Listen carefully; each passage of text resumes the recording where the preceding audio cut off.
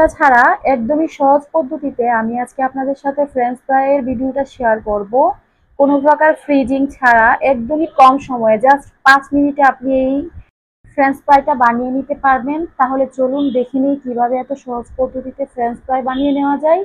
প্রথমেই French fry বানিয়ে নেওয়ার জন্য আমি 2টা আলু নিব। আমি আজকে 2টা আলু দিয়ে আপনাদেরকে ফ্রেঞ্চ ফ্রাই বানিয়ে দেখাবো।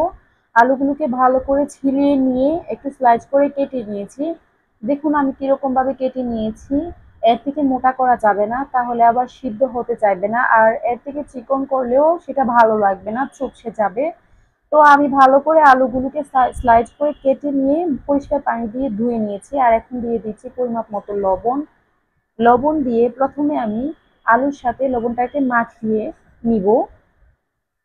আমি আলুর সাথে লবণটাকে মাখিয়ে নিয়ে 1 মিনিটের জন্য বা 2 মিনিটের জন্য রেস্টে রেখে দিব। তাহলে দেখবেন আলু থেকে বেশ কিছুটা পানি ছেড়ে দিবে। তাতে কি হবে, লবণটাও আলুর মাঝে প্রবেশ করবে আর যে পানিটা ছেড়ে দেওয়া সেটা ছেড়ে দিবে। তো আমি 1 মিনিট পরে দেখিয়ে দিচ্ছি কতটা পানি ছেড়ে দিয়েছে আলুতে লবণ মাখানোর জন্য। এই যে দেখুন অনেকটা পানি ছেড়ে দিয়েছে। আমি এই পানিটাকে ফেলে দিব। পানিটাকে ফেলে দিয়ে আমি অপর একটি প্লেটের মধ্যে একটা টিস্যু পেপার, 2টা টিস্যু পেপারকে ছড়িয়ে দিয়ে আলুগুলোকে টিস্যু পেপারের উপরে রেখে দিচ্ছি, যেন আলুর গায়ে যে পানিগুলো লেগে আছে সেই পানিগুলো টিস্যু পেপারটা শুষে নিতে পারে। তো দেখতে পাচ্ছেন আমি কাজটা কিভাবে করেছি। এরকম ভাবে টিস্যু পেপারের উপর ছিটিয়ে দিয়ে আলুগুলোকে ছড়িয়ে দেওয়ার পর আলুগুলোর উপরে আমি হালকা করে একটি চামচে কর্নফ্লাওয়ার নিয়েছি। কর্নফ্লাওয়ার হালকা করে ছিটিয়ে দিচ্ছি। দেখতে পাচ্ছেন আমি হালকা হালকা করে কিরকম ভাবে ছিটিয়ে দিয়েছি। তো এরকম ভাবে আপনারাও কর্নফ্লাওয়ারটা ছিটিয়ে দিবেন। আর যারা গোলমরিচ খেতে পছন্দ করেন এই পর্যায়ে চাইলে আপনি গোলমরিচও ছিটিয়ে দিতে পারেন উপরে, যেরকম ভাবে আমি কর্নফ্লাওয়ারটা দিয়েছি। তো আমি কোনো প্রকার গোলমরিচ কিংবা মরিচ ইউজ করিনি, সাধারণত এরকম ভাবেই ফ্রেঞ্চ ফ্রাইটা করলে ভালো লাগে। অপরদিকে আমি প্যানে তেলটাকে হালকা গরম করে নিয়েছি। অনেক বেশি গরম করতে যাবেন না, তাহলে আলুগুলো দেওয়ার সাথে সাথেই আলুগুলো উপর থেকে কালার চলে আসবে, কিন্তু ভেতরটা থাকবে কাঁচাই। তাই দেখতেই পাচ্ছেন আমি হালকা করে তেলটাকে গরম করে নিয়েছি। আর আলুগুলোকে দিয়ে দিচ্ছি একটা একটা করে। আলুগুলো দেওয়ার পরেও চুলার তাপমাত্রাটা এমন রাখতে হবে যেন হুট করে কালার চলে না আসে। একটু আস্তে আস্তে নেড়ে চেড়ে 2-3 বার আমি 3 থেকে 4 মিনিটের মতো প্রথম পর্যায়ে ভেজে নিব।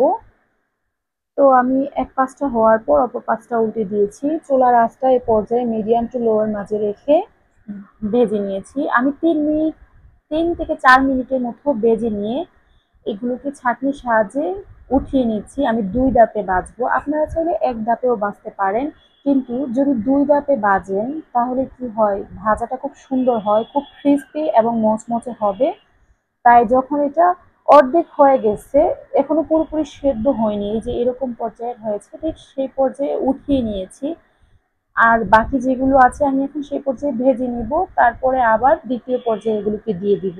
আমি বাকিগুলো ভেজে নেওয়ার পর 5 মিনিট পর আবার প্রথমে যেগুলো ভেজে উঠিয়ে নিয়েছি সেগুলো দিয়ে দিলাম তেলের মাঝে, তেলটাকে আবারও একটু গরম করে। তো এখনো আবার 3 থেকে 4 মিনিটের মতো হালকা তাপে এটাকে ভেজে নিব, উপর থেকে যতক্ষণ না একটা সুন্দর কালার চলে আসে। আবারও 3 থেকে 4 মিনিটের পর ভেজে নেওয়ার পর এরকম একটু লালচে কালার যখন উপর থেকে চলে এসেছে, ঠিক সেই পর্যায়ে আমি ছাঁকনি দিয়ে ছেঁকে ভালো করে তেলটাকে উঠিয়ে নেব। এর থেকে বেশি ভাজবো না, তাহলে আবার কেমন একটা লাগবে। তো এরকম থাকাকালীন সময়ে আপনারাও উঠিয়ে ফেলবেন। তো আমার ফ্রেঞ্চ ফ্রাই রেডি হয়ে গিয়েছে, দেখতে কতটা সুন্দর লাগছে মাশাআল্লাহ দেখুন। আর খেতেও ভীষণ ক্রিস্পি এবং মচমচে হয়েছে। 4 থেকে 5 মিনিটের মতো আবার ঠান্ডা করে নিলেই সেটা অনেক মচমচে রূপ ধারণ করে। আর আমি টমেটো সসের সাথে এটাকে পরিবেশন করেছি। এটা কিন্তু জাস্ট 5 মিনিটে আপনি বানিয়ে ফেলতে পারবেন, আর এটা বাচ্চারা ভীষণ পছন্দ করে। চাইলে আপনি একবার ট্রাই করে দেখতে পারেন এইভাবে। আর আমি 2 ধাপে ভেজেছি, তো আপনারা চাইলে 1 ধাপেও ভাজতে পারবেন, কোনো সমস্যা নেই, একটু সময় নিয়ে কাজটা করলেই হবে।